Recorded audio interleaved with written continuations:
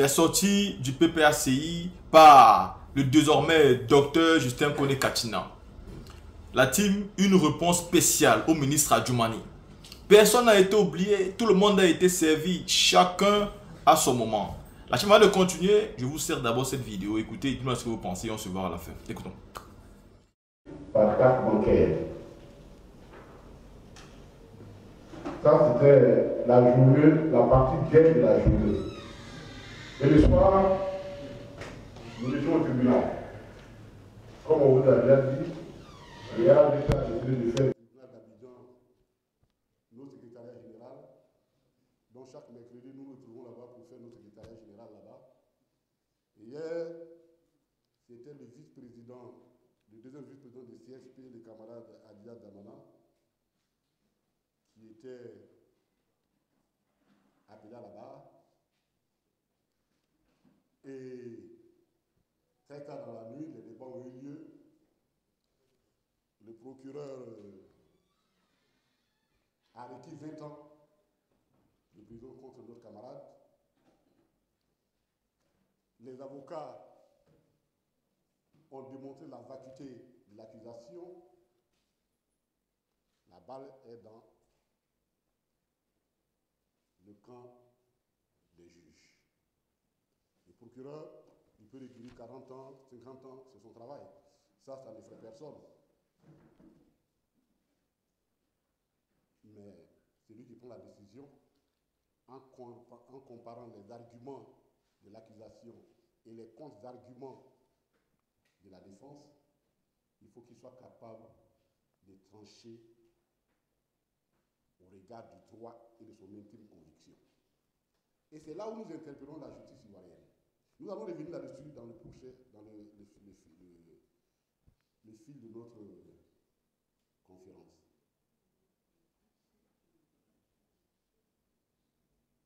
À l'occasion de ces audiences, il y en a une ce soir encore. Comment il s'appelle, le camarade Koua Justin, comme je vous l'ai dit, c'est le secrétariat, continue le secrétariat là-bas aujourd'hui. Et le 12, c'est les délibérés de Picas, l'affaire a été mise en délibéré, et le procès encore de nos amis Opono, et je ne parle même pas de drone Kofi, et on ne sait même pas quel est le sort qui est réservé sur là à notre ami Gala Colibri, à Dosso, Rodel, et ainsi de suite. Mais ce qui est remarquable,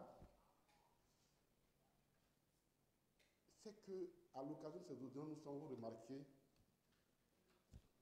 que la majorité des cas qu'on appelle là-bas, ce sont des probables. La majorité des cas. Et il y a des cas anonymes que nous avons découverts là-bas. Des gens qui rentrent d'exil parce qu'ils étaient des anciens exilés. Il y a une présomption de criminalité contre eux. Ils sont arrêtés. Des jeunes ont passé 3 ans, 4 ans. Hier, ils ont condamné pour arrondir les angles à 5 ans. Parce qu'entre ils avaient déjà passé 4 ans et 7 mois, 9 mois. Donc, pour ne pas être généreux, on leur a donné 5 ans. Et on leur a dit, bon, débrouillez-vous, vous allez passer, calmez-vous, vous allez passer 2 mois, vous allez rentrer à la maison. Mais ce n'est pas ça dans une justice dans un pays. La justice est le cœur de la réconciliation et du contrat social. Et nous interpellons les magistrats sur leur rôle. Ce régime-là qui tente à tout tenir par les moyens les plus inacceptables est le 5e que connaît la Côte d'Ivoire. Il passera d'une façon ou d'une autre. Mais ce qui ne passe jamais dans la vie de quelqu'un, c'est notre conscience. Si nous en avons une. Si nous en avons une, oh, nous leur accordons la présomption qu'ils ont une conscience et que les accusations et les arguments des procureurs contre Picard ne peuvent pas prospérer. On ne va pas continuer avec ça. Si le schéma est de faire en sorte que nous puissions nous taire, nous intimider, c'est peine perdue. C'est peine perdue. Moi, je vous parle, j'ai déjà fait la prison 2 fois au Ghana. On est assis ici, là, il faut compter. Si on enlève les anciens prisonniers, là, il ne reste plus beaucoup ici. Mais malgré ça, nous sommes là. Donc, ce qu'on leur demande au gouvernement, c'est que la contradiction politique, elle se règle de façon politique. Et nous demandons aux juges de sortir du débat politique. Le procureur, c'est la main avancée de l'exécutif. Moi, je n'accuse jamais le procureur. Il fait ce que ses patrons lui disent. Mais les juges, et l'histoire n'acceptera pas. Non, j'ai été obligé de faire ça. Non, on n'oblige personne à agir quand ta conscience est là. Tout finit sur cette terre. Tout a une fin. Mais la seule chose qui n'a pas de fin, c'est votre renommée que vous laissez sur cette terre. Elle n'a jamais de fin. Je souhaite que les magistrats comprennent ce que nous disons. Personne n'est là obligé à devenir juge. C'est eux qui ont décidé d'être juge. Moi, je vais passer le concours l'ENA, je n'aurais pas décidé d'être juge. Si ça m'intéressait, mais je ne connais pas l'âme d'un juge. On ne peut pas continuer d'accepter ça. Les décisions de justice organisées et orientées contre un seul camp fragilisent la cohésion sociale. Ça entretient les rancœurs. Et tôt ou tard, ces rancœurs explosent. Et les gens se demandent, mais qu'est-ce qui a pu se passer? Mais l'épicentre de ces rancœurs-là, il faut les retrouver dans l'histoire. Parfois, l'histoire lointaine. Et c'est parfois des innocents qui payent. La justice doit appeler. C'est le rôle du juge. Voilà ce que nous voulons dire sur cette question-là. Et nous apportons tout notre soutien à notre camarade Picard et à tous les autres.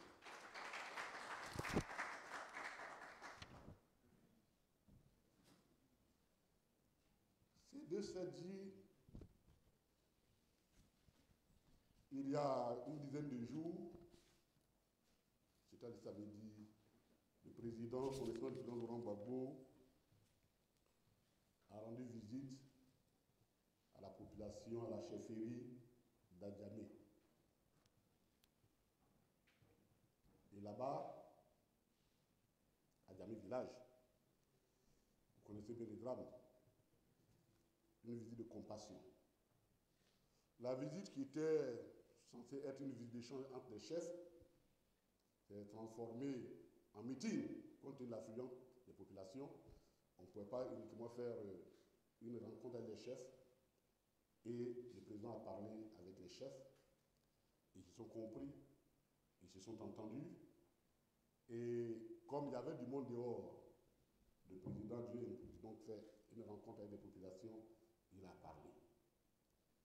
Et non seulement le président a apporté la compassion aux populations d'Adjamé et les populations Achan, la chefferie Achan, qui a accepté la compassion, mais en plus, il a demandé l'autorisation en tant qu'Ivoirien, et nous allons insister sur ça, en tant qu'Ivoirien, connaissant les valeurs culturelles, concernant la profondeur de sa société, a demandé aux populations Achan, qui sont les propriétaires terriens d'Abidjan, l'autorisation de circuler à Abidjan pour aller annoncer l'opération Kokoko, c'est-à-dire pour aller annoncer, rencontrer les populations et leur annoncer sa candidature. C'est ça la Côte d'Ivoire. Et les populations lui ont encore dit cela. Et le président a tenu un discours. Alors, il y a deux choses que nous avons remarquées. Je crois que le discours du président a soulevé deux mots dont souffre le régime RHDP. Je ne sais pas si vous connaissez bien. La dyscalculie et la dyslexie. Je crois qu'il doit y avoir des psychologues. La dyscalculie, c'est un trouble de comportement de quelqu'un qui ne connaît pas, qui a du mal à concevoir, à comprendre les principes mathématiques et des chiffres. On appelle ça la dyscalculie. C'est-à-dire, il mélange tous les chiffres. Il ne peut pas comprendre que 2 plus 2 égale 4, c'est supérieur à 1 plus 2, qui est 3. C'est la dyscalculie. La dyslexie, c'est la maladie des gens qui ont des problèmes avec l'orthographe, le mot, le français, le mot. C'est un truc de comportement. Et il faut, c'est les psychiatres ou les psychologues qui gèrent ça. Et là, le président les a aidés à se soigner. Parce que s'ils avaient cette maladie-là, mais ils ne se sentaient pas. Mais là, la visite du président les aide à se soigner. Ils ont découvert qu'ils avaient vraiment cette maladie-là. Et ils sont découverts. Premièrement, à peine le président a apporté sa compassion, que le gouverneur, le RADP, le gouverneur du district d'Abidjan, s'est soudain appelé qu'il y avait des chefs Hatchans qui se déplaçaient en Aurore, qui se déplaçaient à vélo, qui par bus, et subitement, a trouvé 195 véhicules qui leur donnent 100 combien? C'est ça, non, 195. Ah, 100? Ah, 95, ah, c'est pas 195. Bon. Ils m'ont contaminé à la calculer. 95 véhicules. Avec promesse de carburant mensuel.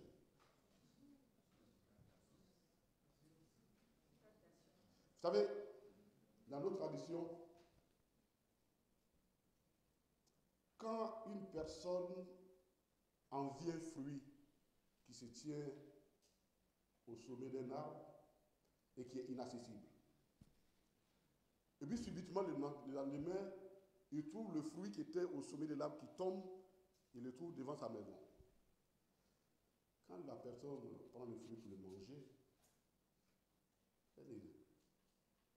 la personne en Afrique se souvient et remercie le vent qui a soufflé la veille. C'est ce vent-là qui a permis à cette personne de manger le fruit qui lui était inaccessible. Les peuples Hatchans se souviennent très bien que c'est grâce au vent qui a soufflé à Djamé village que les véhicules leur sont tombés du ciel. Ils se souviennent très bien de ça. Et notre espoir, c'est que comme le vent va souffler ailleurs, que d'ici là, peut-être qu'ils se souviennent qu'effectivement, ils ont démoli des maisons des gens qui ont besoin d'être recasés, et qu'il y a d'autres chefs qui attendent sur leur véhicule. Comme ça, au moins, ils vont être guéris de leur cécité et de leur surdité. Parce que quelqu'un qui gouverne le district depuis pratiquement 15 ans, et c'est maintenant se rendre compte que les chefs Hatchans, le lendemain de la visite que le président Laurent de compassion leur donnant, il se rend compte que jusque-là, ils marchaient où ils en prenaient des waroro pour aller à leur réunion. Nous sommes heureux qu'ils retrouvent la santé, que la cécité soit tombée, les écailles soient tombées dans leurs yeux, et que les oreilles soient bouchées, et qu'ils découvrent la misère dans laquelle leur gouvernance fait des démolitions et des destructions, plonge la population. Mais pendant ce temps, le président a parlé d'un discours. La dibadette. Et depuis lors, on entend des sons de partout. Ah non, le président Laurent Gbagbo, il parle comme il est resté figé en 2010, ça c'est Bakongo qui le dit, en 2010, il parle comme s'il parlait aux Agora, que les enfants qui sont nés en 2010, ils ont 15 ans, ils ont des smartphones, dont le président Gbagbo est dépassé, et ils ne sont pas dépassés. Alors, je vais vous faire une anecdote. Une fois, je suis allé donner une conférence dans un pays de l'Afrique centrale. J'ai préparé ma conférence. J'arrive, je parle magistralement, un coup magistral, je sors, les gens m'applaudissent très bien. Et puis au moins, je retourne dans ma table, m'assois, j'entends derrière, non, c'est pas fini, revenez, c'est pas fini. Mais qu'est-ce qu'il reste à dire? Parce que moi, j'ai dit là, c'est ce que je connais. J'entends là, non, on veut le français ivoirien, ça nous manque. On veut le français de la Côte d'Ivoire. Mais ceux qui m'avaient invité connaissaient mon niveau intellectuel. Mais ils savaient que je suis de la Côte d'Ivoire. Ils savaient notre identité. Et je suis monté, il parlait un peu de Mouchi. Et il était content. Chers amis, un peuple a une identité. Ce n'est même pas un problème de race. Ce n'est même pas un problème d'ethnie. C'est une âme. Il y a le comédien Wallace, qui est d'origine marocaine. C'est Wallace, non? C'est ça. Mais il est marocain blanc. Mais il était tellement identifié à l'âme de la Côte d'Ivoire que lorsqu'il parle, tu as l'impression que tu ne peux pas t'imaginer sur l'instant qu'il ne soit pas ivoirien. Pourtant, il est blanc. Mais il est né ici, il a grandi ici, il a appris la culture ici et il est fondamentalement ivoirien. Et c'est ça qui l'identifie.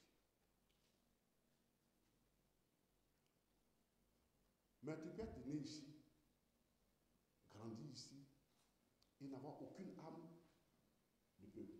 Mais tu ne peux pas diriger un peuple dont tu ne connais pas l'âme, dont tu ne sais pas ce qu'est l'âme de ce peuple. C'est pourquoi eux, ils pensent qu'il faut le développement en cassant les villages, qui constituent l'âme culturelle de l'Africain. Ils pensent qu'ils sont avancés lorsqu'ils construisent des murs pour cacher Adjoufou. Ils croient qu'ils sont en train d'avancer lorsqu'ils cassent le maquis. Mais les maquis en Côte d'Ivoire, c'est notre culture, c'est notre identité. C'est comme si vous arrivez en France, quelqu'un se lève en France et dit, moi, je ne veux plus de café. On dit, mais lui, là, il vient d'où? À une rencontre, une fois, les présidents Obama, le G7, avaient rencontré les présidents du G7 à Washington. Et quand ils ont fini, le président Obama allait chercher un hamburger pour eux. Il est venu leur servir un hamburger. C'est l'identité de son peuple. Aujourd'hui, la Côte d'Ivoire a conquis le monde avec son identité. Sauf ceux même qui sont la Côte d'Ivoire mais qui l'ignorent. C'est pourquoi vous trouverez le mot enjaillé dans les dictionnaires. Ils ne savent certainement pas du tout que mon oncle, Mauro, a enseigné dans les années 90 le français de Mouchi à l'université. Mais le président Laurent Gbagbo connaît la Côte d'Ivoire. Quand il parle à son peuple qu'il connaît. Quand les autres parlent, le peuple ne comprend pas ce qu'ils disent. Et c'est ça qui est leur problème en fait. C'est ça qui leur fait mal. Parce qu'aujourd'hui, quand vous tapez Diba, ça envoie la dette.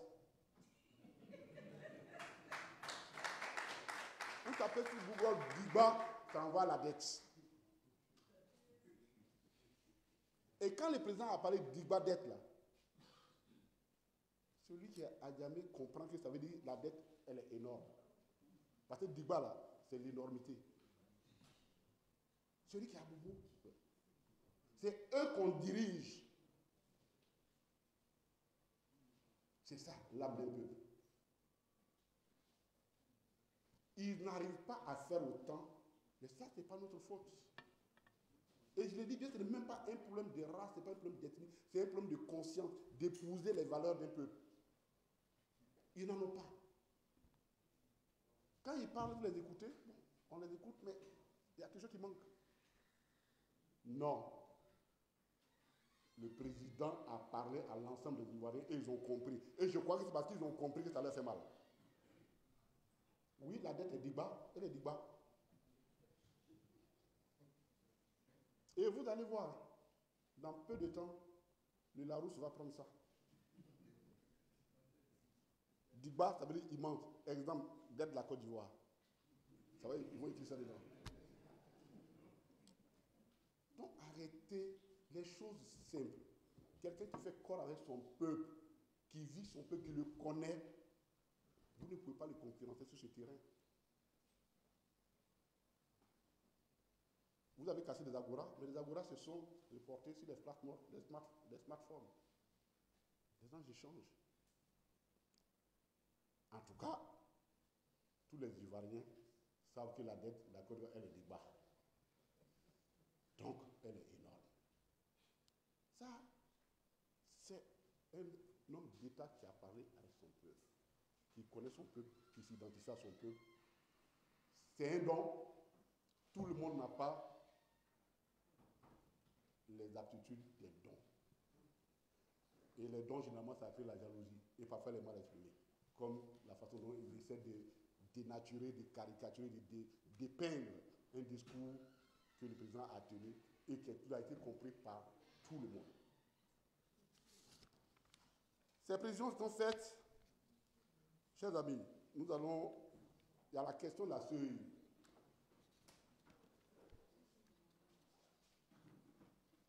Les enjeux de la CEI, la révision de la liste électorale. Je voudrais dire que la tournée du président se continue, et ça, il va encore nous sortir encore un autre mot. Bon, je ne sais pas, peut-être que d'ici là, il va le 8, le samedi, le président est à Marcory. Il va rencontrer les populations d'Abidjan Sud, mais il va à la rencontre de toute la population d'Abidjan. Tous ceux qui veulent se déplacer, qui veulent découvrir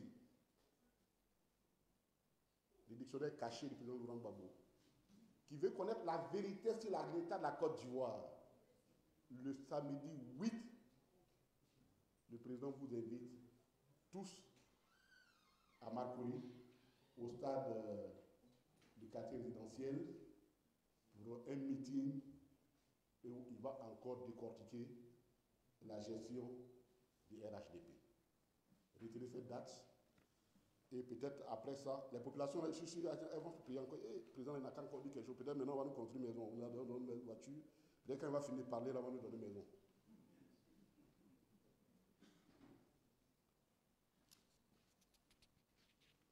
Alors, les fondements de la révision de la liste électorale. Le président exécutif de notre parti et une délégation ont rencontré, il n'y a pas longtemps, le président de la CEI pour aller lui rappeler des obligations qui découlent de la loi électorale.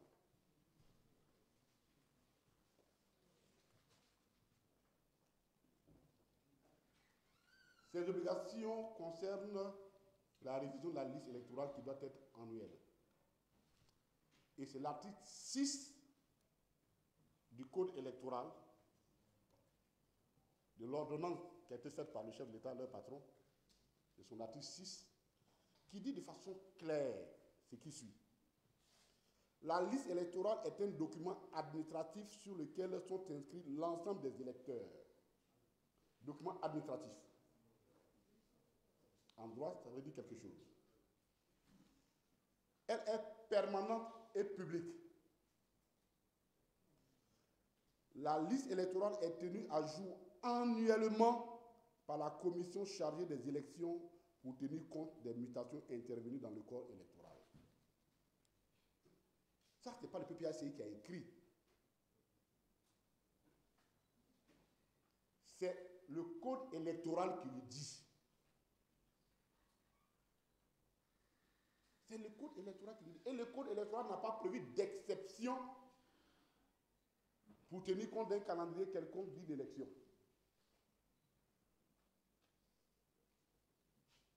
C'est le code électoral, c'est-à-dire la loi. Alors que toute l'opposition demande une révision pour 2025, comme la loi le dit, le président de la CEI, M. Koulibaly Ibrahim Kubert, rejoint cela par le RHDP, s'oppose à ce que la loi leur impose comme règle. On m'a même dit, comme on n'a pas les éléments, ici on fait attention, qu'il aurait limogé l'un de ses conseillers pour cette cause. Bon. Moi je ne rentre pas dans ces détails. Mais qu'est-ce qui peut justifier qu'un qu'un organe de l'État puisse s'opposer à la loi, décider d'être hors la loi. Il y a quelqu'un qui a dit quelque part qu'il n'y avait pas de hors la loi sur la liste électorale. Parfait. Mais on ne veut pas que nos CI soient hors la loi.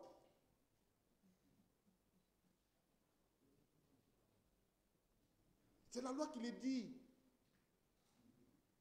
Et il n'y a pas d'exception. En droit, lorsqu'il n'y a pas d'exception, l'exception ne se présume pas. Parce que l'exception venant contredire le droit commun, la loi veut que ce soit clairement dit. On aurait dit exceptionnellement, quand il y a une année électorale, on ne fait pas de révision. La loi n'a pas prévu. Donc, personne en Côte d'Ivoire n'a le pouvoir de s'opposer à ça. C'est une sorte de voie de fait. C'est une voie de fait. On ne peut pas dire que vous avez dans votre budget, votre ligne budgétaire, un chapitre alloué à la révision de la liste électorale et dire que non, vous ne la faites pas. Mais pourquoi? Mais en quoi la révision de la liste électorale dérange la CEI et le RHDP? Vraiment qu'on nous explique en quoi améliorer la liste électorale pour rendre les élections plus crédibles et transparentes, plus démocratiques parce que la base électorale sera plus large. En quoi cela est-il dérangeant pour le RHDP et son appendice, de la CEI? Parce que dans la réalité, c'est l'appendice de la CEI, c'est ce que ça vient de montrer. Pourquoi?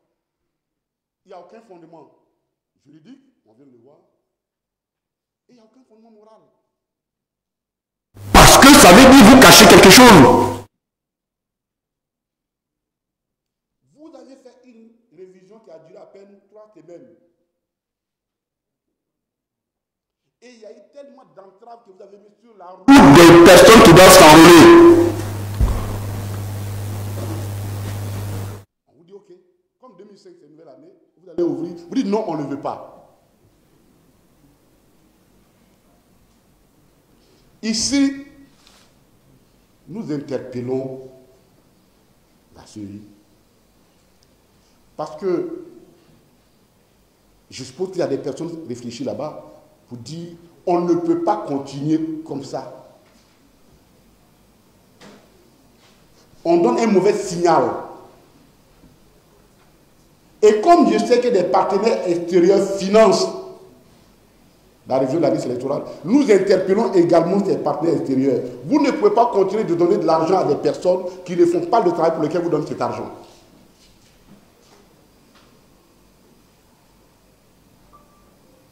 En tout cas, la balle est dans le camp de l'opposition sur cette question. Il faut que nous nous unissions sur cette question pour faire front, parce qu'elle est inacceptable. Parce que si on commence à louvoyer avec la loi maintenant, mais ils vont louvoyer les résultats. Ils vont louvoyer les résultats. Donc pour nous, la révision de la liste électorale, elle se fondant sur une base légale, un fondement légal, ne peut pas du tout être dénié ou rejeté par quelque puissance que ce soit. Nous continuons notre bataille sur la question. Nous continuons notre bataille sur la question. Attendez, pourquoi dans notre pays, là, on a ce problème en Côte d'Ivoire? Le Sénégal a fait ses élections, c'est fini. Le Ghana vient de finir, c'est fini. Mais pourquoi en Côte d'Ivoire, quand l'élection arrive, chacun va chercher une deuxième résidence hors du pays? C'est quoi ça?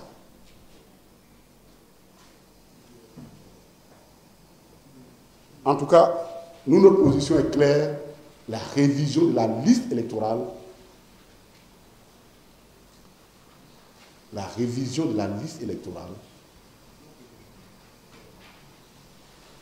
elle est déterminante pour nous.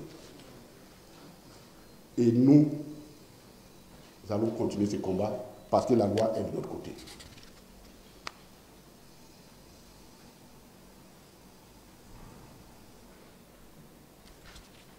Parce qu'on n'arrive pas à comprendre pourquoi. On dit, toi, ton rôle, c'est de mettre de façon que le maximum de personnes viennent voter. Et toi, tu dis, non, non, non, le maximum, là, je n'en veux pas. C'est un problème. C'est un problème. Donc, pour nous, il y a une urgence. L'opposition doit s'unir sur cette question-là.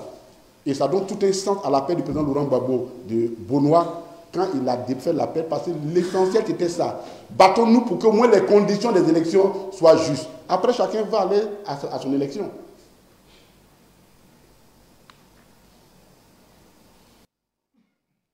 Ça, c'était la question de la suite. Vous savez, notre pays,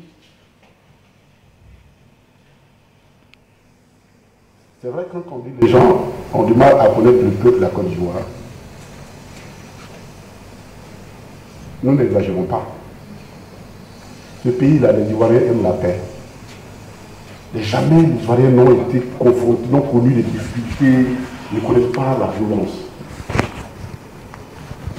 La violence est apparue vraiment à partir des années 90, mais à la façon surprenante pour les Ivoiriens. Et la façon chrétienne. Notre âme, nous sommes fondamentalement pacifistes. La paix est pour nous ce qu'est le pain et le vin pour les Français. Hein? Jamais. Il ne faut pas trouver un Français sans pain dans son tour. Il faut connaître son peuple. Vouloir changer un peuple en lui imposant des dénominateurs qui ne sont pas les siens, on se trompe grave.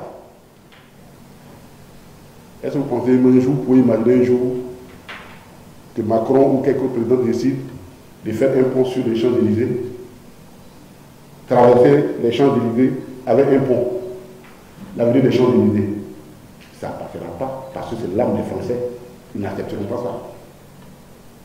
Nous, notre âme, nous sommes fondamentalement pacifiques. Nous sommes fondamentalement humoristes. Nous aimons la paix, nous aimons la joie de vivre. C'est ce qui était. Ceux qui veulent les nouveaux Ivoiriens qu'ils veulent créer là, parce qu'ils ont honte des anciens Ivoiriens que nous sommes, nous on n'a pas honte de notre identité. Qu'on tienne compte quand même de notre identité. La violence n'est pas pour. Et ils ne pourront pas nous changer sur cette question-là.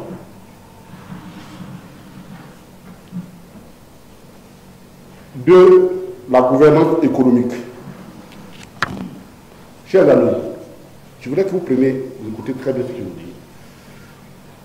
Dès que le président a parlé à Djamé, ils ont fait sortir des statistiques déjà. C'est ce que j'appelle la dyscalculie. Ils ont tous déployé les chiffres. L'espérance de vie est passée en Côte d'Ivoire à 61 ans. La pauvreté est tombée à 37,5%. Et ils n'ont qu'un seul repère, 2011. Comme si la Côte d'Ivoire avait commencé à vivre à partir de 2011. Pour une fois, on va le suivre sur les chemins.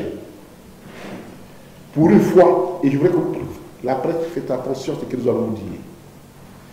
Parfois, on entend des gens parler qui ont été même dans l'administration du président Laurent Gbagbo, qui parce que tout simplement aujourd'hui sont allés au restaurant et ils ne finissent pas de manger. Ils oublient même leurs propres performances, ils réunissent même leurs propres performances qu'ils ont faites quand ils étaient à l'administration du président Laurent Gbagbo.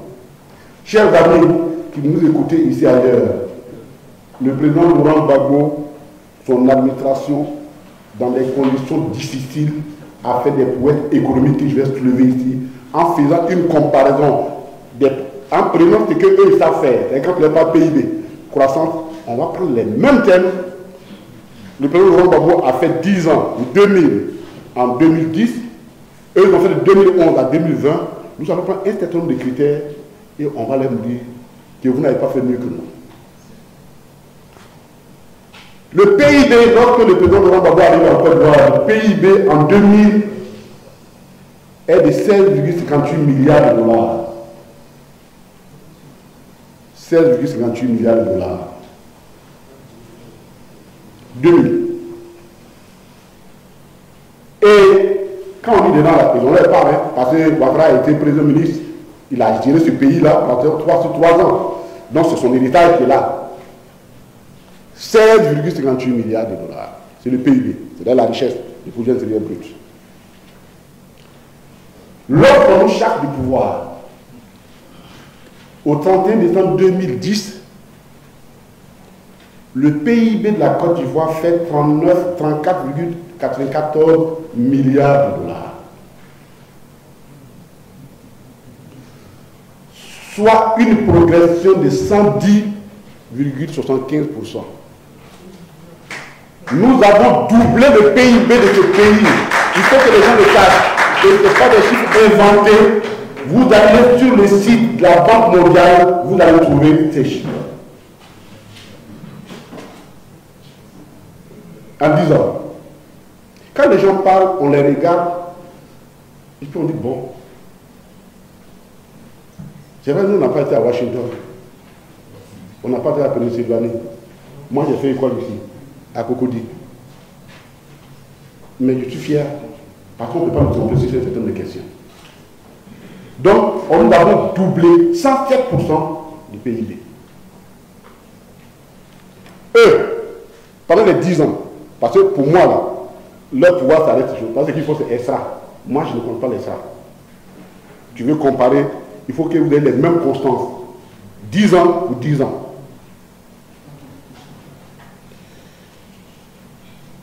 Ils prennent le PIB à 34,94 milliards de dollars. Ils envoient 62,98 milliards de dollars. Soit une progression seulement sur les 10 ans de 80,85%. Donc, nous avons doublé le PIB de la Côte d'Ivoire en 10 ans et ils n'en ont fait seulement que 80,85%.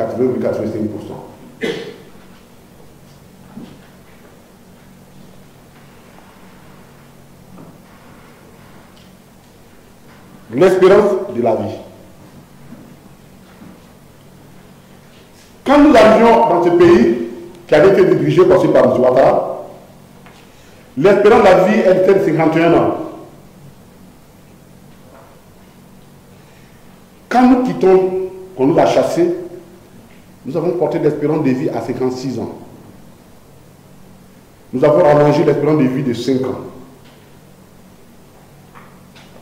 Eux, ils ont pris l'espérance de vie de 56 ans pour la porter en 10 ans à 59 ans.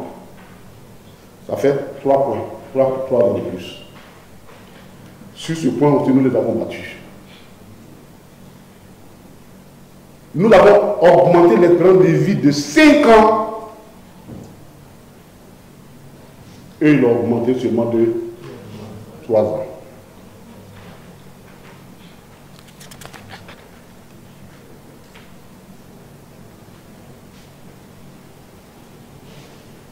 L'indice du développement humain.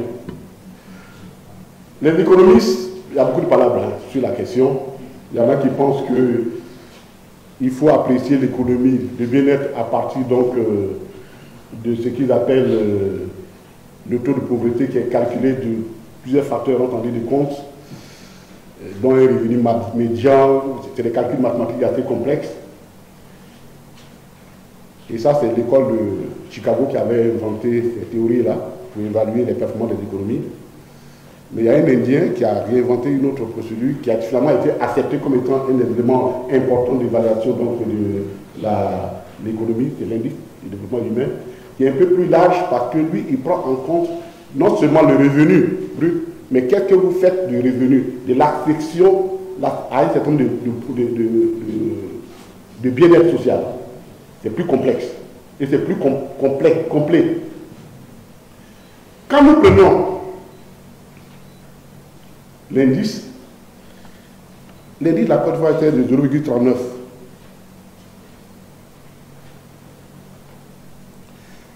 Nous portons l'indice à 0,451. Soit une progression de 15%. C'est sur 1, le chiffre, le maximum c'est 1. C'est-à-dire, on prend par 1, les meilleurs, les pays comme l'Arabie Saoudite et autres, la Finlande, et ainsi de suite, ils sont à 0,8 au sommet, 0,8, et ainsi de suite, jusqu'à 1. Donc, le maximum, le point maximum, c'est 1. Donc c'est par rapport à ça qu'on fait. Sur eux, ils ont pris l'indice de 0,450 à 0,54. Nous avons fait une croissance de 15,38%. Eux ont fait une croissance de 20%. Mais, lorsque nous prenons la Côte d'Ivoire, le pays, lorsque nous laissions la Côte d'Ivoire, nous étions largement devant des pays comme le Togo, la Mauritanie, le Cameroun. On faisait jeu égal avec le Ghana. Dans l'indice de classement 2024, la Côte d'Ivoire est 166e. Le Togo a 4 places de plus. La Mauritanie en a 6. Le Cameroun plus de 20 places. Le Ghana plus de 30 places. C'est-à-dire que sous leur gouvernance, des pays qui étaient derrière nous, nous ont dépassés.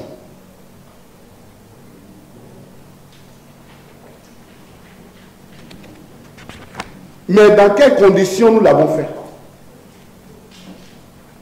Nous tous, nous savions qu'il y avait une guerre en Côte d'Ivoire. Ça, c'est bien. Mais au moment où nous faisions ça, on avait la dette qu'ils nous avait laissée. Quand nous regardons l'évolution de la dette que nous prenons en 2012, dette cumulée, intérieure, extérieure, plus les services, tout, elle faisait 7 403 milliards de francs CFA. En 2010, 2011, ils nous chassent. Nous avons déjà engagé l'IPTTE, c'est-à-dire l'initiative des pays pauvres très endettés. Et pour faire ça, il fallait faire des sacrifices. Nous avons, en 2010, nous avons envoyé la dette à 7 854 milliards, soit une discrétion, c'est vrai qu'une diminution de 11,21% en 2010, sur les 10 ans. Mais eux, sur les 10 ans, c'est-à-dire de 2010, de 2011, ils ont pris la dette à 7 854. Et puis, ils l'ont transporté à 16 756. Et ils ont doublé la dette. Nous, on a diminué la dette. Et ils ont doublé la dette, ils ont envoyé à 114% de la dette. Je parle de leurs chiffres en 2010. Quand nous comparons les bénéfices, les efforts que nous avons faits, et que le PPTE, nous sommes arrivés au PPTE, la dette est tombée à 3 600 milliards. Alors, quand nous comparons le niveau qu'ils ont atteint, c'est-à-dire le niveau qu'ils ont atteint pendant la même période, de 2010, en tenant compte des choses, si on tient compte de cet avantage qu'on leur a laissé, qui est le PPTE, jusqu'en 2010, ils ont augmenté la dette de 174%.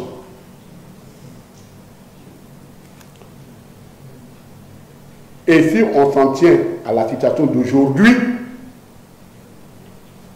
la dette a augmenté de 307%, puisque la dette est à 32 000 milliards. 2024. Donc 2021, au 31 décembre 2021. C'est-à-dire qu'on a, puisque je me suis arrêté 2021, la dette est passée à 32 000 milliards. Donc, par rapport aux gains qu'on leur a laissés, ils ont accru la dette de 307%. Ça veut dire quoi? Que non seulement nous avons doublé le PIB et augmenté l'espérance de la vie, tout en comptant sur nos moyens propres, eux, ils ont augmenté moins que nous, mais en endettant 3 fois le pays que nous. Voilà la différence entre un historien et un économiste.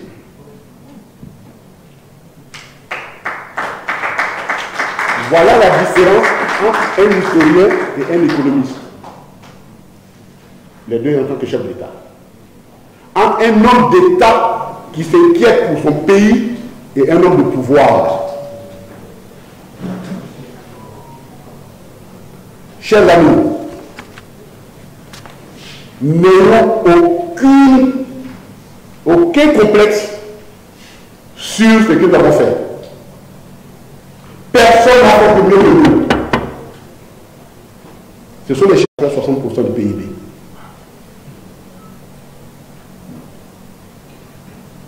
Et pour ne pas, parce que c'est un document, je vais laisser à la presse. Je ne vais pas rentrer vous saouler avec des chiffres, mais je prends quelques éléments essentiels pour que les gens comprennent de quoi nous parlons. Et donc, lorsque vous regardez la progression de la dette, il y a des éléments qui sont effrayants dedans. Le service de la dette, c'est-à-dire ce que nous payons en principal et en intérêt chaque année, elle fait 62% de nos recettes fiscales. 62%. Et quand vous y avez la masse salariale, ça fait 92%. C'est-à-dire que les recettes, les impôts, la douane, toutes les recettes de la Côte d'Ivoire réunies, on couvre 92% sont consacrés à la dette et au salaire. Ça veut dire que pour les autres charges de fonctionnement, il n'y a que 8%. C'est dans ça qu'on va prendre pour nous et construire, équiper les hôpitaux, pour construire les écoles, enfin pour payer tout ce que les internats, enfin tout ce que vous demandez comme fonctionnement, faire fonctionner les administrations. Et comme ce n'est pas suffisant, alors qu'est-ce qu'on fait? On s'en va emprunter encore. On s'en va emprunter encore.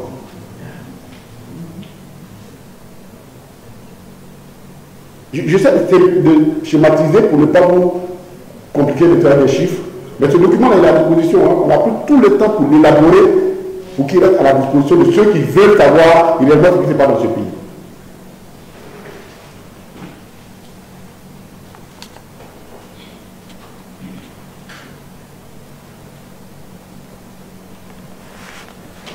En plus de cette dette, elle a une caractéristique, deux caractéristiques majeures. C'est que la dette extérieure représente 55% et la dette intérieure 45%. Et comme les créanciers extérieurs sont puissants, ils leur mettent la pression, aujourd'hui, c'est eux qui ont la priorité du remboursement. Il n'y a pas longtemps, le journal Africa Intelligent, dans sa livraison de décembre 2009, a dit que le gouvernement doit beaucoup d'argent à Bouygues. Et quand on a appris que le chef de l'État était à Paris, en France, à Bougin, toi, chez toi, ici, pour lui, ton débiteur arrive. Ils se sont avancés par lui de trouver à Bougin. Il dit, mon ami, il faut payer ta dette. Donc, les dettes commerciales internes et les dettes des structures internes sont négligées. Et ce sont les dettes extérieures que l'on rembourse. En plus de ça, non seulement la dette extérieure est dominante, vous prenez des pays, c'est pas comme ça, hein, que le Nigeria est très endetté. Mais le Nigeria est endetté à l'intérieur. Le Nigeria est endetté à l'intérieur, c'est-à-dire le Nigeria a réussi à faire une sorte d'endettement qui lui permet de ne pas tout rembourser en devises. Et quand vous finissez avec ça, c'est que, la dette est beaucoup privatisée. Jusque dans les années 90, la dette était des dettes multilatérales et bilatérales, c'était des dettes publiques. Aujourd'hui, ce sont les dettes du marché, des eurobonds et ainsi de suite. J'imagine mal comment vous avez retraité cette dette-là. C'était plus facile. Il y a eu beaucoup d'initiatives pour le remboursement des dettes, pour l'initiative des dettes. Il y en a beaucoup, on ne va pas revenir là-dessus, mais il y a beaucoup d'initiatives. Avant qu'on arrive au PTE, il y a eu beaucoup d'initiatives qui ont été prises. Mais aujourd'hui, le traitement de la dette encore doit poser problème en Afrique parce qu'une bonne partie de cette dette, elle est privée. Comment retraiter une dette? Comment faire en sorte que quelqu'un à qui vous devez un privé puisse renoncer à sa dette? Donc, dette extérieure énorme, dette publique privée, la privatisation de la dette et qui rend difficile le traitement de la dette.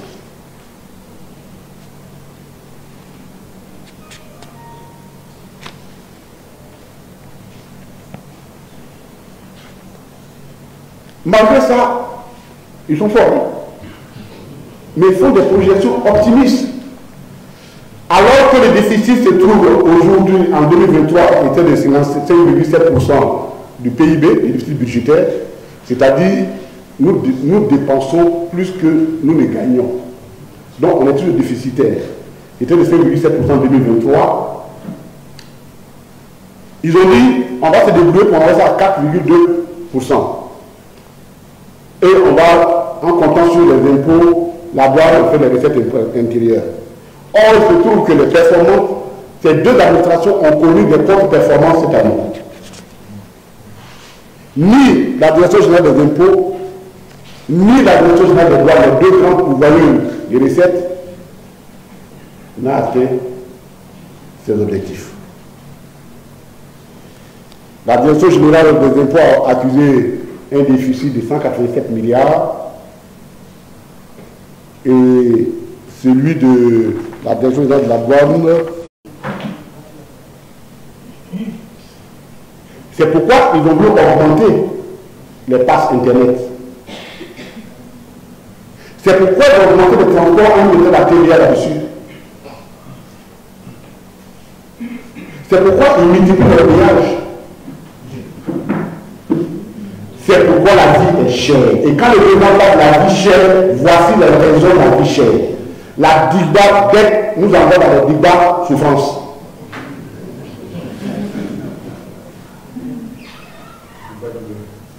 DIGBA dette, DIGBA souffrance pour le peuple.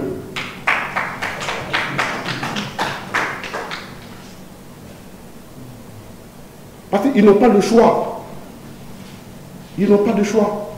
Tous leurs critères de viabilité de la dette, ils essaient de faire des raccourcis, mais ça ne passe pas. Quand on ajoute la corruption, alors on atteint un certain niveau inacceptable. Non, la dette ivoirienne, on n'est pas encore dans la limite qui nous met dans le pays surendetté, mais nous sommes très très proches et le moins de choc va nous plonger dans la limite des pays surendettés. Nous n'avons pas de marge de manœuvre. Les chiffres sont là.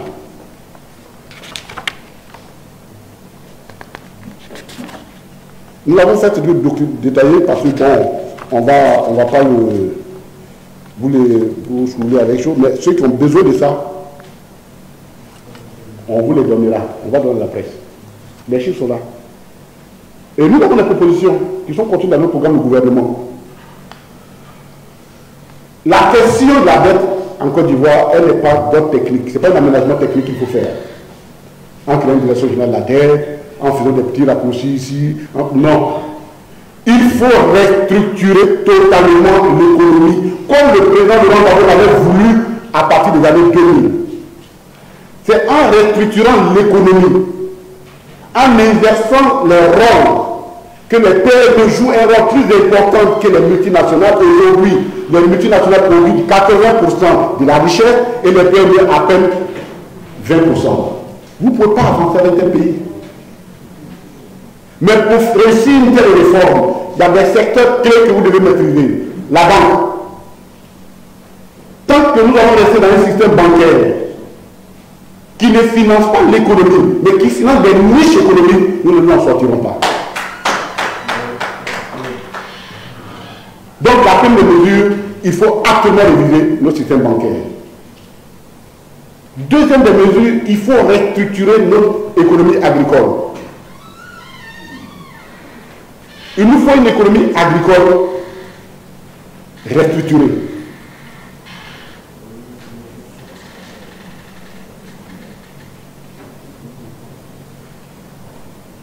Et il nous faut un leadership assuré. Parce qu'il y a des décisions graves qui doivent être prises. Il n'est pas normal que dans le monde, la Côte d'Ivoire, premier producteur de cacao, une industrie qui prospère entre 100 et 150 milliards de dollars par an, les producteurs en reçoivent à peine 7%. Il faut des réformes. Mais elle passera fortement par une période transitoire vers la transformation locale. Mais pour arriver à ça, il faut alors avoir un leadership. Et la question de la taxe que nous déposerons sur les produits, sur le cacao à l'échelle internationale, son objectif justement, c'est de capter une partie de cette valeur ajoutée-là pour l'envoyer à nos paysans. Je vous en prie de me croire que si vous allez à Harvard, ou je ne sais pas où, dans Wall Street, ou alors à Citibank, à Cityplace à Londres, et que vous présentez la vie d'un paysan ivoirien, toute sa vie, depuis sa récolte et la plante jusqu'à la fête, c'est qu'il gagne, où il dort, qu'il mange, vous allez pouvoir soulever, pour créer un soulèvement populaire dans les pays consommateurs du chocolat. Parce que c'est une sorte d'esclavage. Et pour changer ça, il faut qu'une partie de la valeur ajoutée soit ramenée en Côte d'Ivoire. Et d'où l'idée que nous avons de créer une taxe à l'international qui va fonctionner comme le mécanisme de la TVA et pour que le produit de cette taxe soit reversé aux producteurs et aux pays producteurs et directement visé, qui vise directement les planteurs, les producteurs, pour changer leur condition de vie. Il faut revoir la législation sur le foncier. Elle est vieille, elle est inefficace. On ne peut pas être une économie agricole et avoir une telle législation qui date de 1906. C'est tout ça que nous devons réviser. Donc, la question, ce n'est pas créer des directions générales. Si vous voulez créer des directions générales sur la dette intérieure, direction générale sur la dette extérieure, faire toutes les combinaisons, ça, ce sont des aménagements techniques. Mais les fondements, il faut un leadership qui est fait structurel. Il faut restructurer. Et on n'a pas meilleur candidat que le président Laurent Gbagbo. On veut nous le démontrer que dans les conditions de guerre, coupé de toutes les aides extérieures, nous avons accru, nous avons doublé le PIB de ce pays. Ça, c'est ça, voilà l'évidence.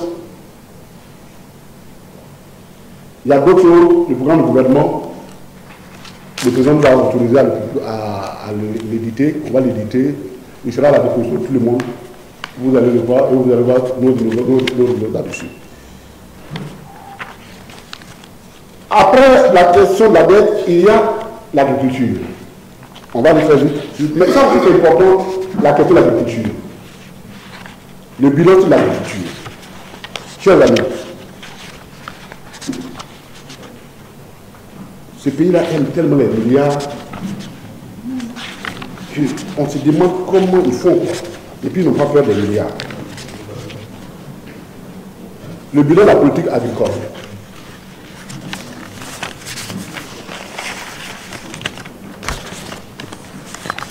Le régime RHDP, quand il est arrivé, il a pris un certain nombre d'initiatives concernant la politique agricole. ils appellent ça produit au plan stratégique agricole. Ils en ont fait jusqu'à 4. Et on se demande comment ils font. Mais leur plan là, ça ne marche jamais. Leur plan ne marche jamais.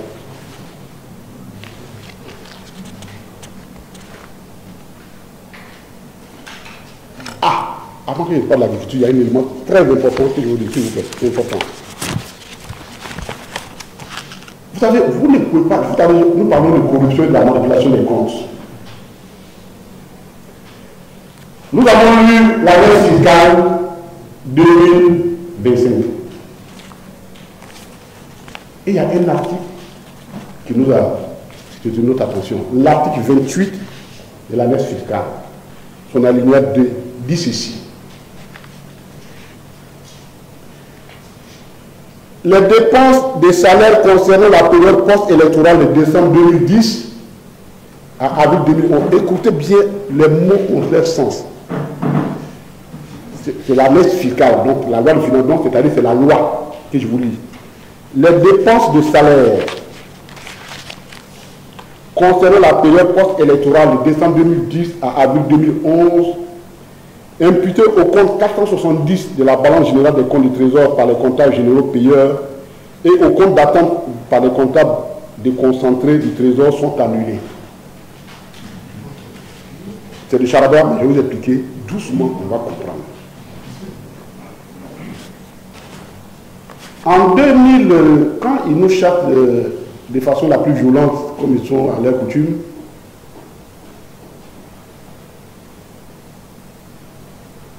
ils ont pris une ordonnance. Je vous avais parlé de cette ordonnance. Pour dire que eux, tout ce que nous avons fait, eux ne connaissent pas.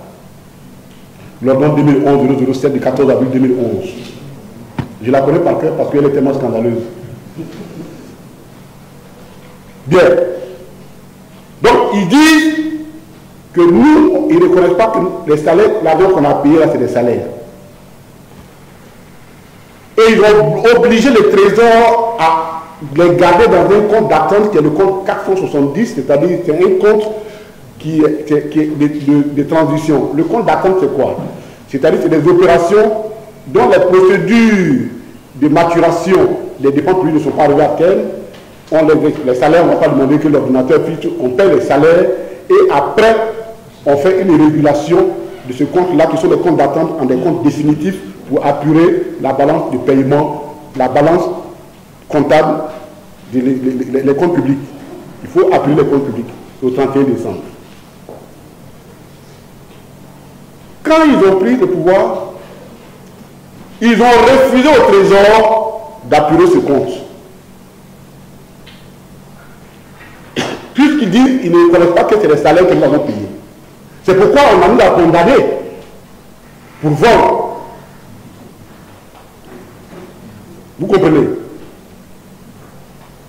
Or, il y a une directive de l'UEMOA qui dit vous ne pouvez pas garder des comptes indéfiniment dans les comptes d'attente. Il faut un moment donné les apurer.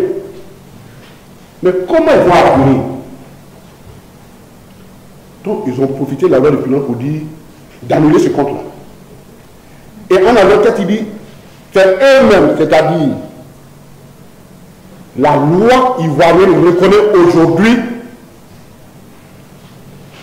que les salaires, les dépenses qui ont été faites de décembre 2010 à avril 2011 sont des salaires des fonctionnaires et agents de l'État. C'est ce que cette loi-là veut dire. Ce texte-là veut dire. Parfait. À partir du moment où la condamnation du président Laurent Gbagbo n'a plus de sens.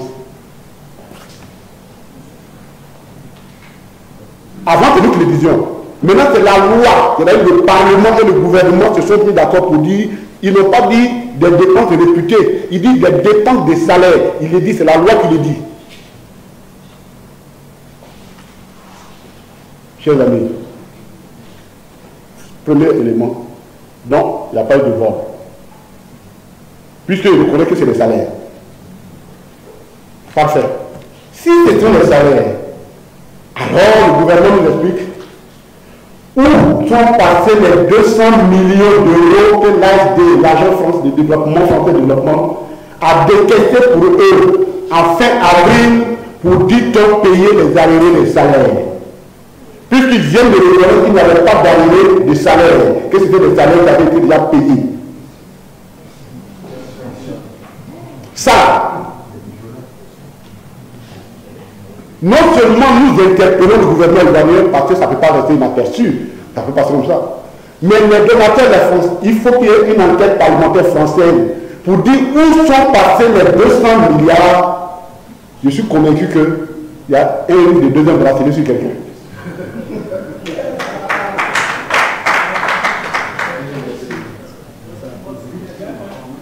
Parce qu'il faut qu'on nous explique. Puisque aujourd'hui, vous avez pris 200 millions d'euros pour dire que vous devez payer des années de salaire. Vous venez de reconnaître que pendant cette période, les dépenses qui ont été faites étaient des salaires effectivement. Donc, les 200 millions d'euros qui font après 130 milliards n'ont pas servi à payer les salaires. C'est parti où? Les Ivoiriens ont besoin de savoir. Les Français qui ont donné l'argent ont besoin de savoir.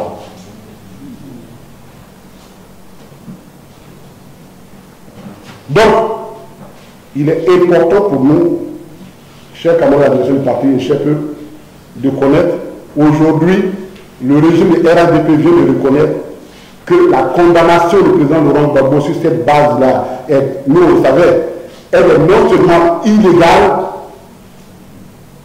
dans la forme, mais elle est infondée, elle est injustifiée dans le fond. Puisque c'est la loi qui le dit, les dépenses des salaires concernant les telles périodes. Mais si c'est des salaires, on l'a condamné pourquoi? On l'a condamné pourquoi? C'était important.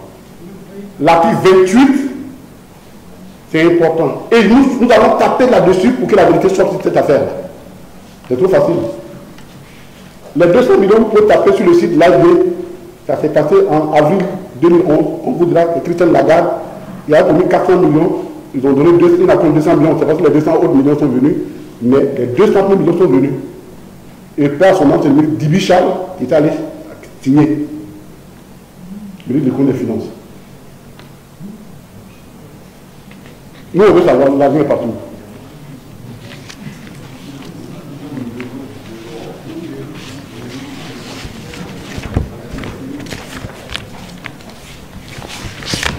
Alors, on va finir maintenant la politique agricole.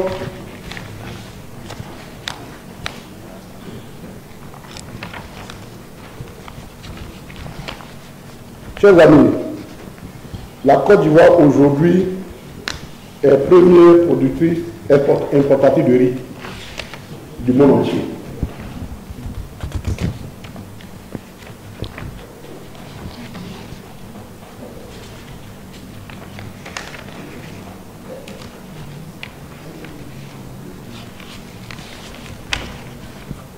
Et ça,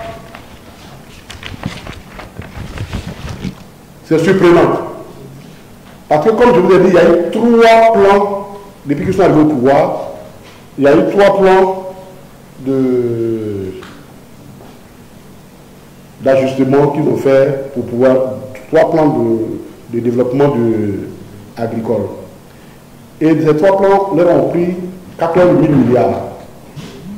Oui. Pour, dit-on, sauver, restructurer l'agriculture, faire en sorte que les paysans ne soient plus dépendants des conditions climatiques. C'était des engagements qui ont été pris à Malabo, ce qu'on appelle la déclaration de Malabo, qui a été pris pour aider les pays africains à faire face au choc et au changement climatique et aider les populations à vivre et à bien cultiver. La Côte d'Ivoire a engagé ce plan-là et dedans, sur les 3 plans qu'ils ont organisés depuis 2012, ils ont fait un plan de 2012 à 2015, 2015 à 2018, ils sont à 14 000 milliards qu'ils ont utilisés.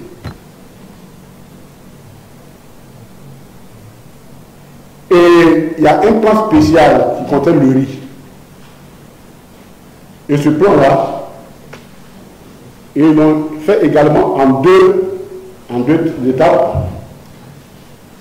Et il y avait, ça leur a coûté 627 milliards.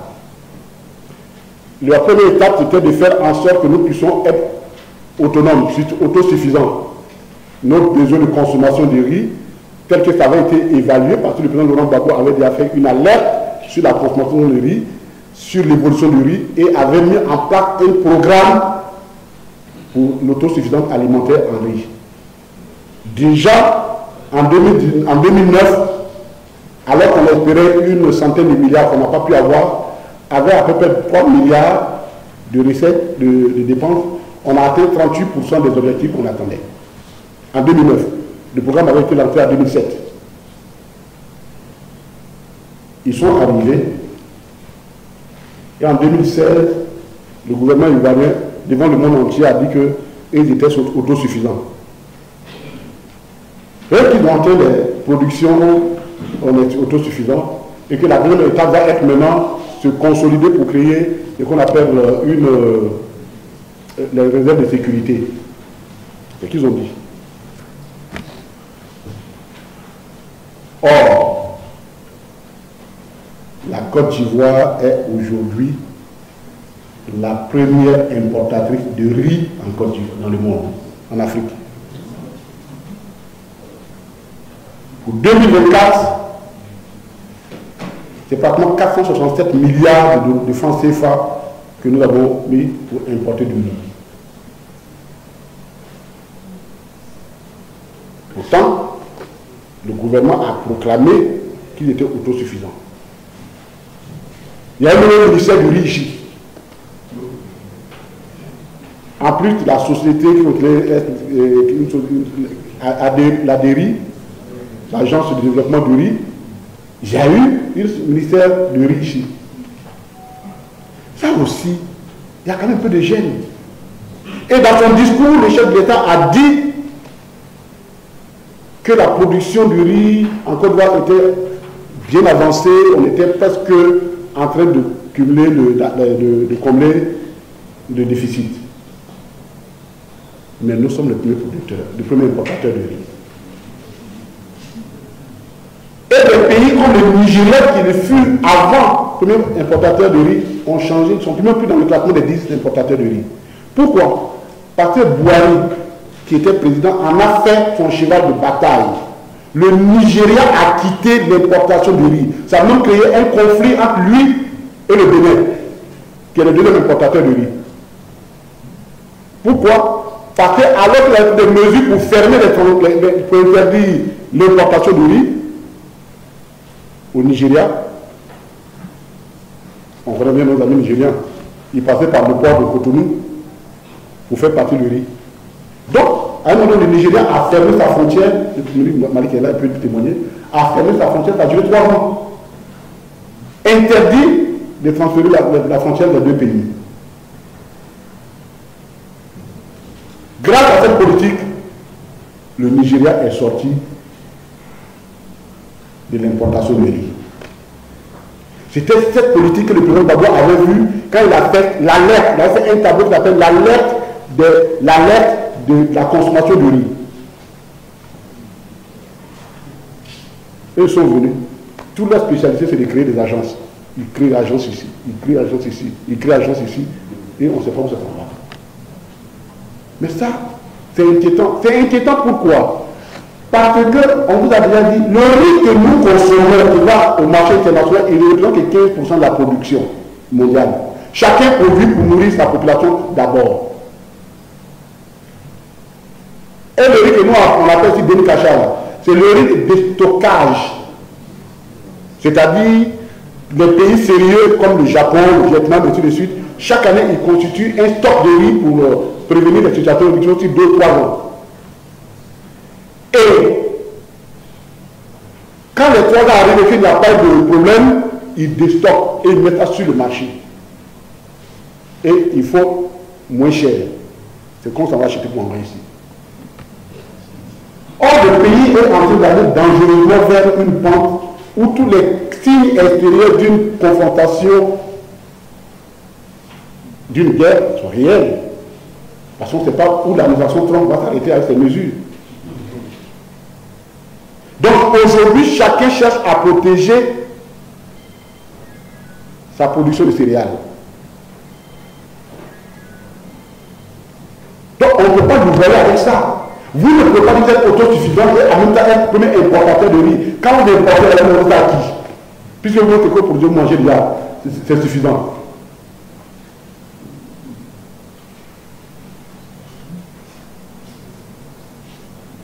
Ça, c'est inacceptable. C'est la même chose la politique de cacao. Alors qu'eux-mêmes, ils ont dit dedans que dans leur disposition depuis 2012, qu'ils doivent reverser aux paysans 60% du prix CAF. Aujourd'hui, le prix CAF, enfin quand il faut le calcul pondéré sur les 12 ans, les 12 années passées, les 12 mois pardon, le prix CAF est pour les 7 600 $ la tonne. 60%, ça nous donne à 2400 francs le kilogramme. Et ils achètent ça à 1800. Et puis vous vous étonnez que les gens se débrouillent pour franchir vos frontières pour aller vendre ça ailleurs à 5000.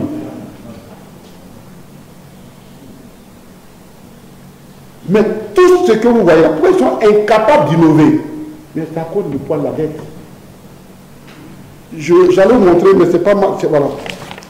Ce tableau là que vous voyez là, ce sont toutes les parafiscalités qui sont prélevées sur le cacao. La parafiscalité. La fiscalité et la parafiscalité. Il faut rembourser la dette.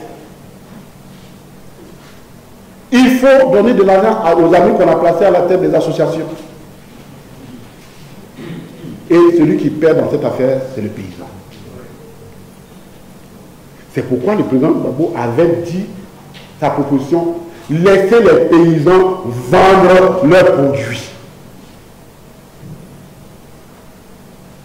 Mais on est dans un pays libéral, c'est notre politique qui est libérale, vous êtes libéraux. Laissez les paysans vendre leur cacao. Aujourd'hui, on a le prix le moins élevé du cacao sur le marché que nous servons aux planteurs. Pourquoi? Parce que la boulimie de la dette nous tient liés et nous ne pouvons rien faire. Ce que nous disons, c'est la même chose pour l'anacarde, c'est la même chose pour le coton. L'année passée, les vendeurs de coton, là, et ça, le grand frère Mali qui est témoin, des gens sont allés vendre le coton, quand ils ont fini, au moins, ils attendaient qu'on les paie, on a dit non, il faut partir, parce que c'est toi qui nous dois. Non, mais ce n'est pas musulman, ce n'est pas de la musulmane. Puisqu'ils ont pris des étrangers. Et il y a une marque qui est venue, qui s'appelle Jassi, une maladie est arrivée, qui a détruit le coton. Les gens qui sont arrivés ont dit, les gars, je te donne mon étrange, il faut me payer. C'est-à-dire, le coût de revient est plus élevé que le prix de vente. Ça, on a appris ça à l'arithmétrie, au CE2. On sait que ce n'est pas bon. Chers amis, voici l'état de la Côte d'Ivoire. L'état que nous préparons à prendre. Voici l'état dans lequel on nous laisse. Donc, tous les discours que vous voyez, tout ce que vous entendez, c'est de l'enfumage pour cacher la réalité. La réalité, c'est que sur tous les plans, nous avons été meilleurs gestionnaires qu'eux.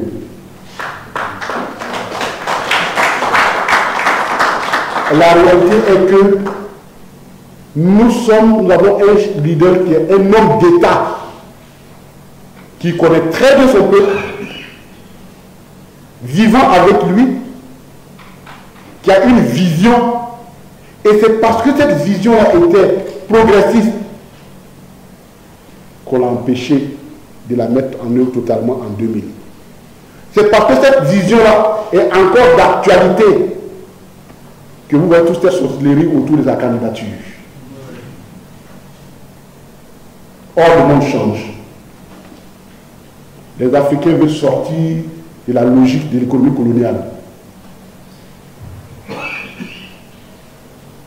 Nous en avons les moyens.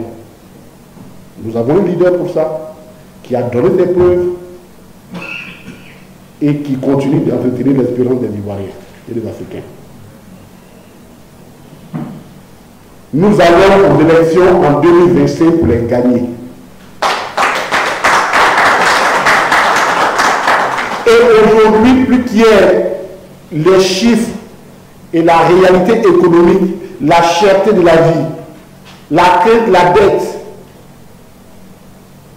la destruction de nos valeurs culturelles, la démolition des maisons des personnes les plus faibles et la pauvreté qu'on essaie de cacher dans les calculs, une pauvreté là. Et il y a parfois même des chiffres qui sont insultants. C'est quelqu'un s'est levé le matin, n'a pas mangé, et toi tu sois à la pauvreté, tu dis j'ai diminué le taux de la pauvreté. Mais tu l'insultes. Quand François dit, mais lui, c'est fou de moi encore. Tu as diminué comment et puis moi, c'est pas arrivé chez moi encore. Mais nous sommes le PPACI. Et je voudrais terminer par là en disant ceci. Quand un peuple se bat, il n'y a pas de bataille plus difficile qu'une bataille pour le triomphe de la vérité. Il y a beaucoup d'obstacles. L'adversité est énorme. Comme on appelle les entraves, les intimidations. Mais nous sommes les Pro-Gbagbo. Nous sommes les Pro-Gbagbo. Nous sommes les Pro-Gbagbo. Et notre détermination pour sauver ce pays-là n'a pas de limite. Et personne ne peut nous enlever cette détermination, quelle qu'en soit la forme et les moyens d'intimidation. On vous remercie.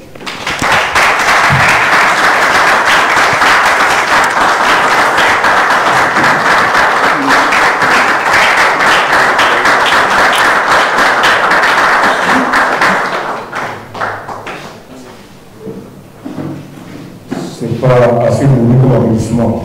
D'après ce qui du docteur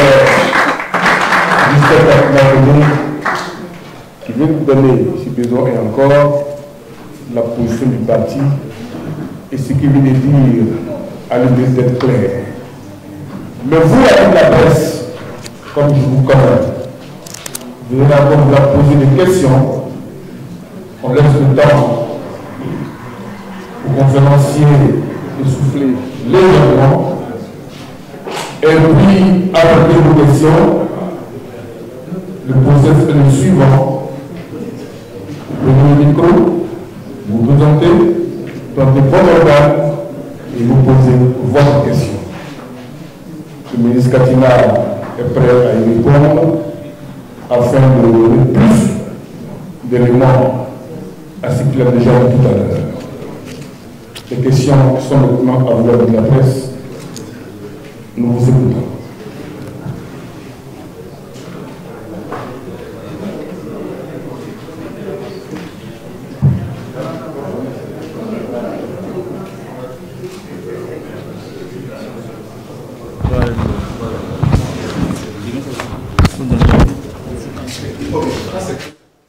On va passer le micro à Alassane Salou, journal Inter.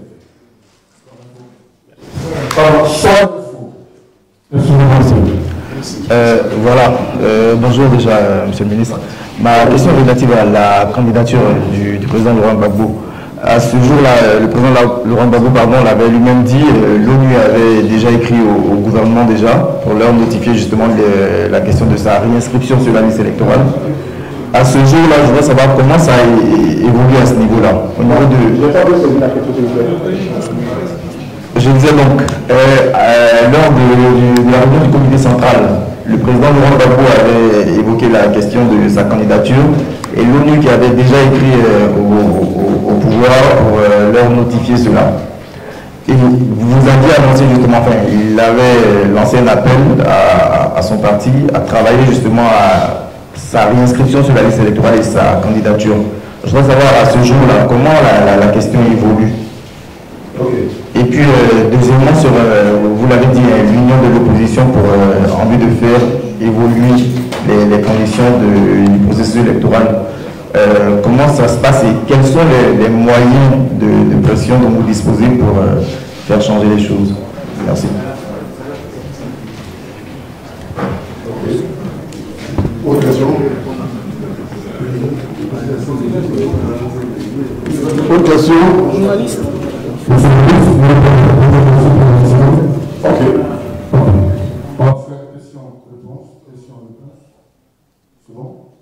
Il n'y a pas de problème. Sinon, je peux faire en même temps. C'est pas grave. Il reste une question en même temps. D'accord. Oui, alors, la dernière fois qu'on est venu là-dessus, on vous avait montré le document qui parle de la recommandation de l'ONU en direction de la Côte d'Ivoire pour l'élection inclusive. Et je voudrais vous dire ceci. Et je crois que la dernière fois que je l'ai dit, mais je n'étais pas très bien compris. Nous, le PPACI, la question de la candidature de ne se pose plus au conditionnel. Elle ne se pose plus au conditionnel. Mais nous, on est en campagne. Nous, là, on est en campagne. Vous avez prévu après demain. On vous a invité à Macron.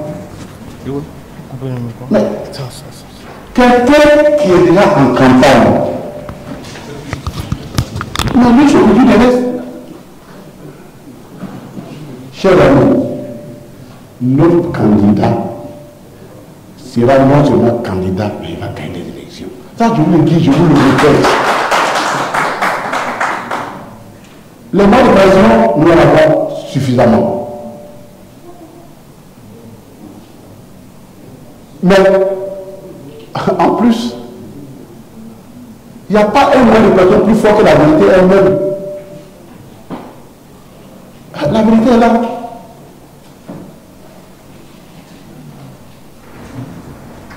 En tout cas, moi, je vais l'avantage de côtoyer. Quand je le vois, il commence à prendre la ligne dans la vie. Donc, moi, après, le cas de parce que l'évidence, il ne faut pas le donner sur l'évidence. Il faut pas le donner sur l'évidence. Si le gouvernement n'avait pas de candidat, son découp n'avait pas intéressé. De toute façon, le 6 de tout le décret, c'est parce que ça vous fait un combat. C'est pas le même son discours. Donc, il n'y a pas de souci sur cette question-là. C'est notre bataille. Autre question? Alors, on passe à une question de la presse nationale et internationale. Le président de la République sera la première d'Abidjan et sa région pour le gouvernement. Les invités se sont réunis au stade de capitalisation de la Martinique afin de communiquer avec nous cette journée d'Abidjan. Samedi, monsieur le président de la République, comment retrouvez-vous dans vos états? Notre question,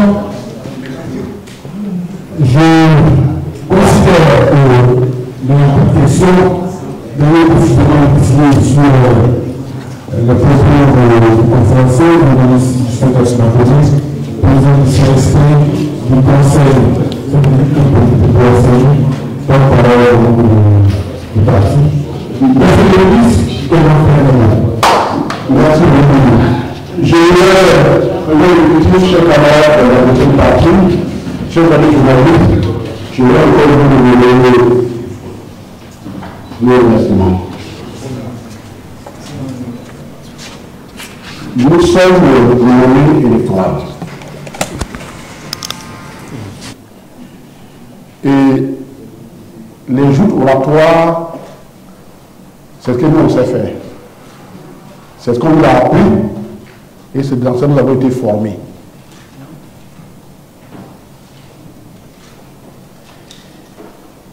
Et nous allons avoir beaucoup de contradictions. C'est pourquoi nous prenons très du sérieux, nous accordons du sérieux aux déclarations que nous faisons. Le président Laurent Gbagbo va faire sa tournée. qui va se terminer certainement à Dabou. Nous avons notre fête, le Dabou, le 4 et le 5 avril 2025.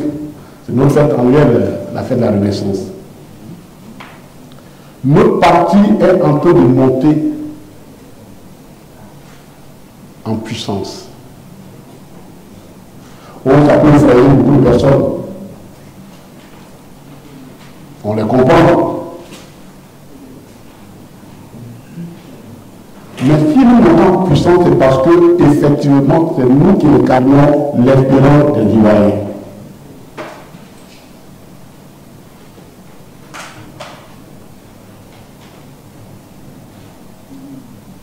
La solution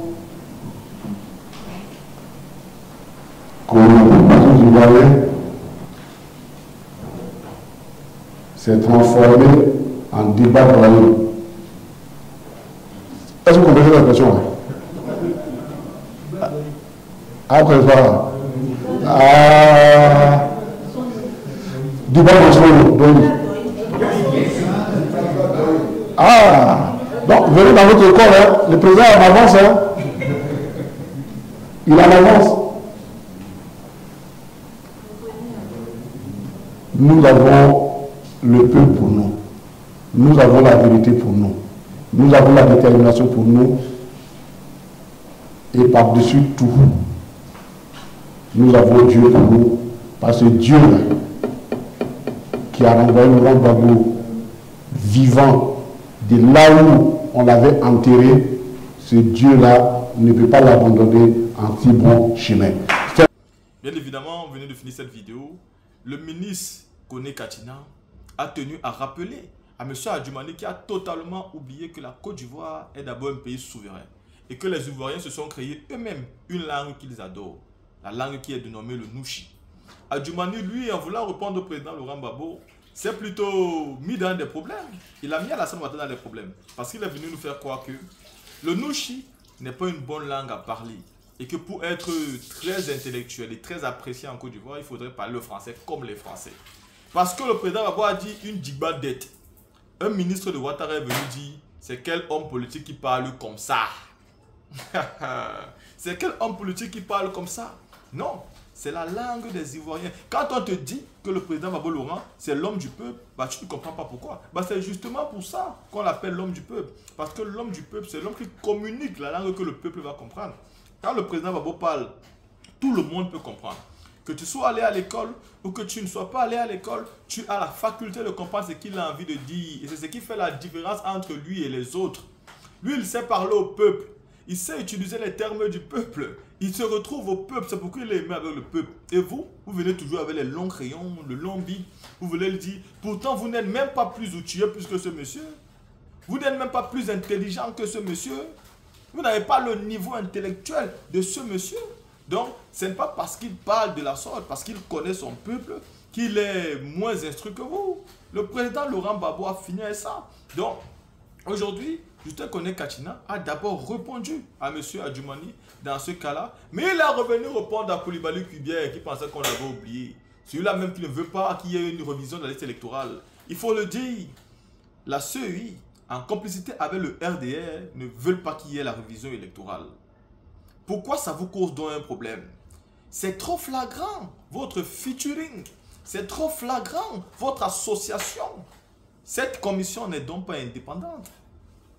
Elle est dépendante de M. Ouattara avec son RHDP. Voilà pourquoi il faut faire cette révision. Vous ne pouvez pas partir aux élections sans ça.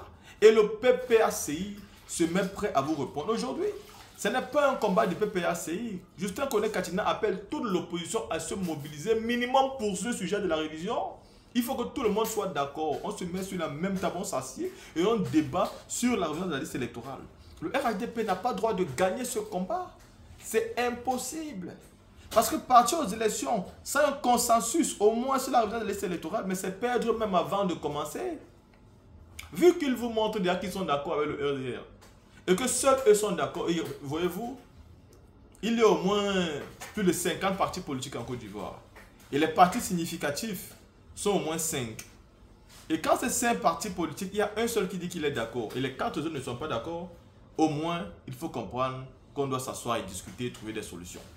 Mais pas montrer vos muscles en disant on va vous imposer ça ou rien. Bah non, le PPACA a dit qu'ils ne vont pas accepter et la révision aura lieu, pas après la présidentielle, mais avant, bien évidemment.